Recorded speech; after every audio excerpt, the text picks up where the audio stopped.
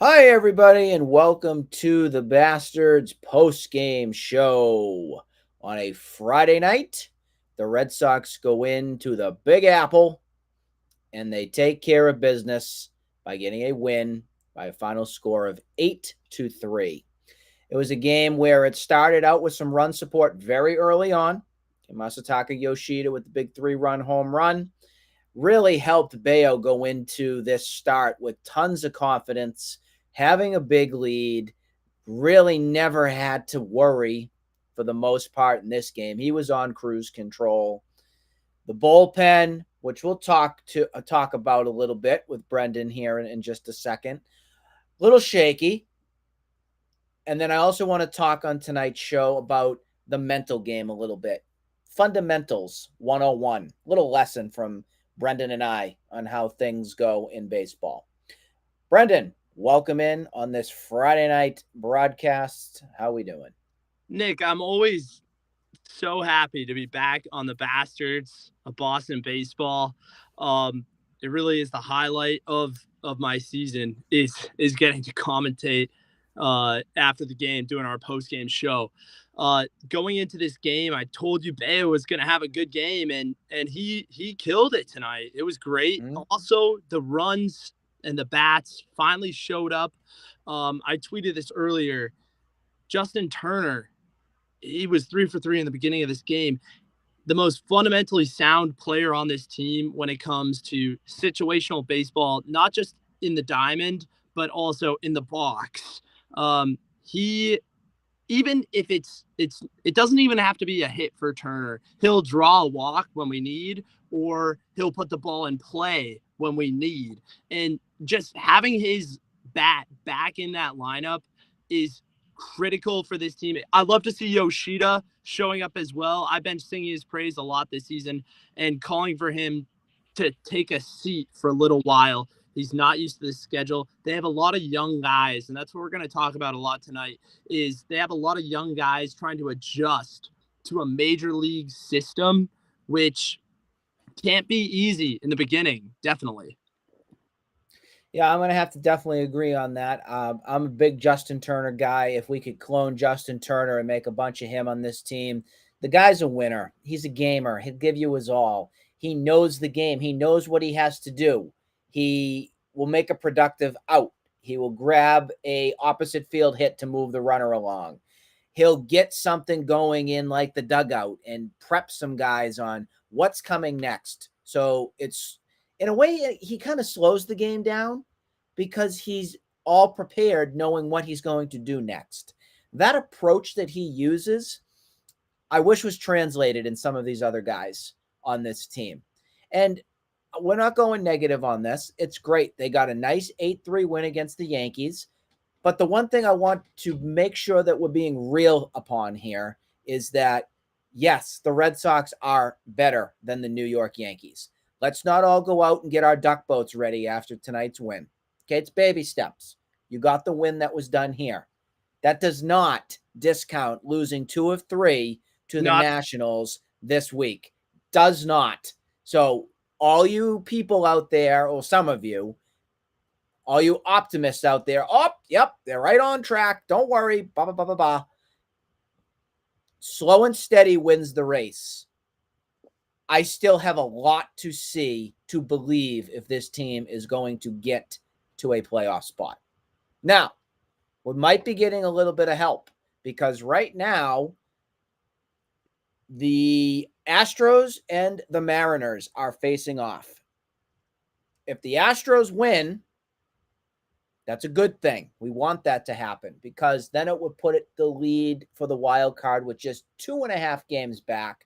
I still don't know how the Red Sox escaped the Nationals with still being 2.5 to 3 games back after that atrociousness. I don't. Yeah, that's crazy. Because the Mariners have been falling. They lost 2 of 3 to Baltimore, I remember. And this is huge because they're playing Houston right now, which is one of the favorites in the American League. And hopefully Seattle can really fall off because we were talking about it a few pods back that they were fueled.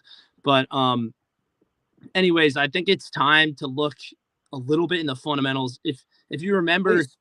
last podcast, I was talking about Pablo Reyes and how he is also one of the most fundamentally sound players. And people will reach and say that I am taking shots on Pablo Reyes. But I think Pablo Reyes is one of our best players, which is crazy to me because he was from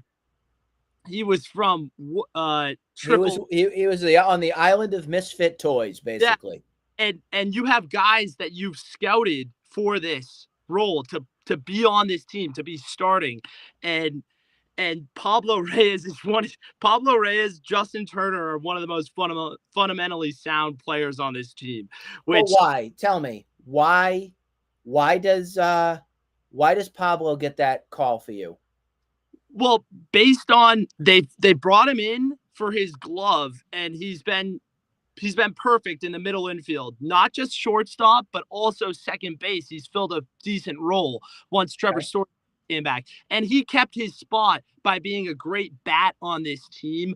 Pablo Reyes has been great, and the Red Sox, they picked him up, fortunately, because the guys that they scouted in the beginning, they're not even on the team anymore, Arroyo and Hernandez. So that was really my position was Chaim Bloom got lucky on this one. He's failed multiple times, and you can't just sing happy praise based on the fundamentals of this team right now. Other couple things that I wanted to mention on the fundamentals and just being mentally prepared on what's going on. Rafi Devers went 3 for 4 at the plate tonight. Woohoo, congrats. But the big picture here to me is still a guy, in my eyes, that is still regressed this season. Another error, could have been costly, ended up getting out of the jam unscathed, but not knowing ahead of time what's going on before that pitch is thrown. You know, my baseball coach, one of the best in Massachusetts, I'm going to give him a shout out right now, Coach Moscarello, Reading, Mass, prepared players to get into that box with the green light, which means know what you're going to do ahead of time. Know, okay, if the ball's hit to me at third base, I'm going to fire it off to first. If no one's on, I know what I'm doing. Jarren Duran tonight in the 9th inning tried to make a spectacular diving catch. Had a runner on first and everything right there. There was no reason to be laying out there on that ball. I'm sorry. Jarren Duran's having a great year. I'm very happy for him. But those little things right there bother me at times because I look at it and say, dude, what are you doing? Why? Why are you diving to go and get this ball when you're up 8-3 right now and trying to give the Yankees more hope at the end of the game to try and score a run? You got to cut that off. You do. You just can't have that kind of stuff happen. But I look at Rafi Devers as a guy that never gives me enough confidence to feel like, dude, this guy's a superstar. He knows how to field. He knows what he's going to do when he goes up to the plate. He knows what the pitchers are going to throw at him, all that kind of stuff. That scares me, and that is, in my opinion, what a lot of the players on this Red Sox team are like. I'll even give you Alex Verdugo, the amount of times, even in his Red Sox career, he's been picked off bases, not knowing ahead of time and where to run. We see too much of a sample size there, and that definitely scares me at times. Yeah, Nick, when Chaim Bloom built this team, it was based off projection of how their bats would end up, really. I mean, Yoshida, he's really in the lineup to put the ball in play and get on base and draw. And when he doesn't, we know that. The whole lineup falters if he doesn't. Yeah, he's no more depth. He's not on the team for his glove. Same with Casas. Same with Duran, really. Duran's athletic. He's wicked athletic, but really there to hit that ball. That's when he's the most productive.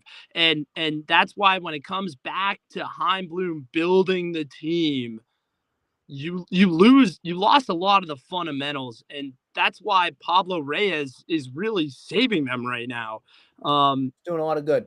Yeah. So doing a lot of good. We get into. I just want to jump real quick because we are cutting it long tonight, but that's okay.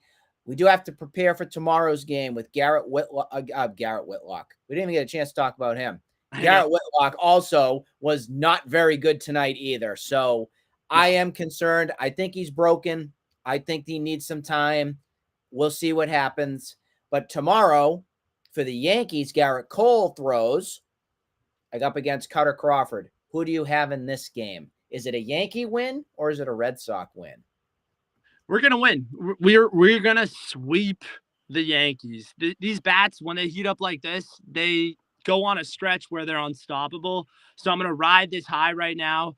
The thing about Cutter is 4 1/3, 4 2/3, and then bring out Bernardino and get rolling really with your pen. Keep Whitlock out for now. Put in hopefully Winkowski does better. Not gonna like what I have to say. I think we get the win tonight. I don't see it tomorrow. I don't. You're on a teeter-totter right now. Back and forth, back and forth. What did I say last night when we wrapped the show? Prove me wrong. You don't like what I'm saying, Red Sox players? Fine. Prove it. We'll leave you on that note tonight. We will see you all soon. Go Sox. We'll be here to talk about tomorrow's game right after it's done. Have a great rest of your